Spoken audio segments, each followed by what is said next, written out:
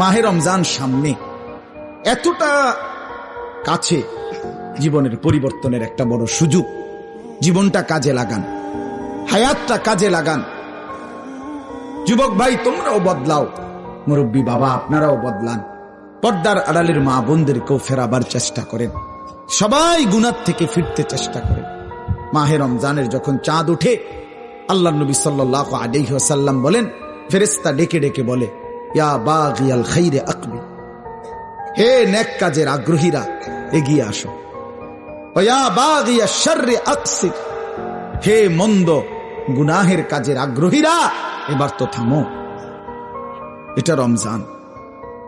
মদখোর এবার থামো, নেশাখোর এবার থামো, জুয়ারি এবার থামো, সুদখোর থামো না এবার। বেপর্দা মা, এই মা অটোতে উঠো না, সিএনজিতে উঠো না, ওই বাজারে যাইও না মা, এটা রমজান।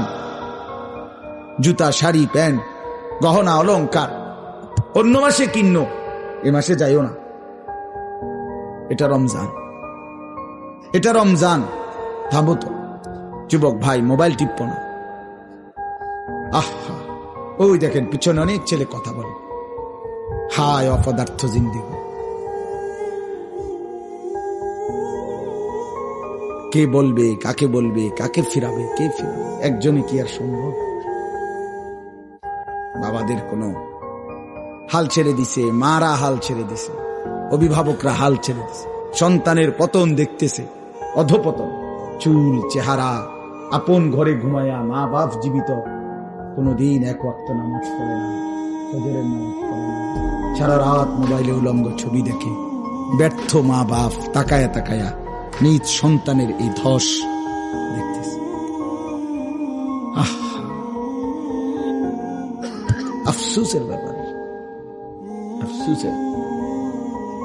আপন স্বামী নিজের ব্যর্থতার কারণে নিজের স্ত্রীর বেপরদিগি দেখতেছে, কিছুই করতে পারতেছে না, মনে হয় যেন সে ব্যর্থ কাপুরুষ।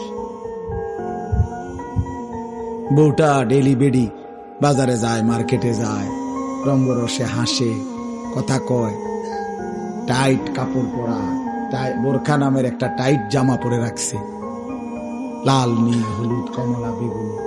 স্বামী বেচারা অপদার্থের মতো, অসহায়ের মতো তাকায় আছে। এই পর্যন্ত কোন ইমানদারের বউ বেপর্দার সুযোগ দেয় নাই, এই কারণে কোন ইমানদারের বউ যায় নাই, কাপুরুষের বউ যায়। এই পর্যন্ত যত বেডি বাগছে আরেক বেড়া লইয়া